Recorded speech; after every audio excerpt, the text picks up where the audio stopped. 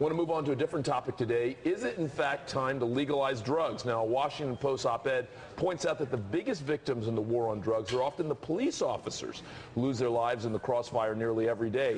Quote, drug users generally aren't violent. Most simply want to be left alone to enjoy their high. It's the corner slinger who terrifies neighbors and invites rivals to attack. Public drug dealing creates an environment where disputes about money or respect are settled with guns. Joining me now are the authors of that op-ed piece, Peter Moskos, professor at John Jay College and author of Good Cop in the Hood. Also joined today by Neil Franklin of Law Enforcement Against Prohibition and a retired major with the Maryland State Police. Peter, I want to start with you first. So that's actually a fairly provocative thought that the people who are most impacted are the police officers.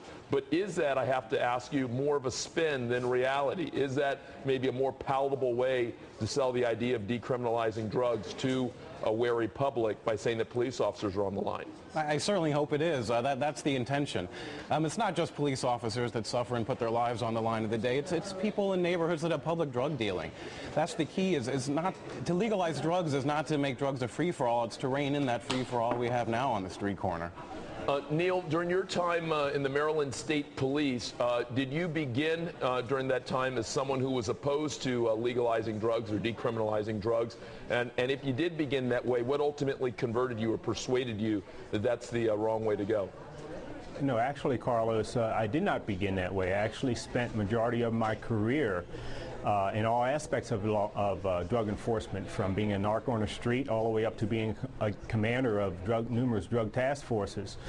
So I was one of those soldiers who was out there fighting the fight, fighting what I thought to be the good fight, as a soldier would do. But what the pivotal point for me was actually a personal one when I lost someone who was very close to me, Edward Totley, who was one of the finest narcotics agents that the state of Maryland had ever seen.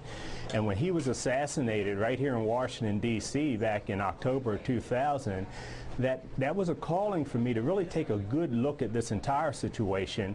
And as Peter said, not just the violence that we as police officers were the recipient of, but the many innocent people in our entrenched neighborhoods where this drug dealing has taken place. They're victimized every day by the violence. So that was a pivotal point for me. Can I ask you, though, the argument against it, obviously, is that a lot of the lower level drugs like marijuana, they're a gateway to much heavier drug use, and therefore, in a sense, would explode the problem amongst people at large. How do you deal with that issue?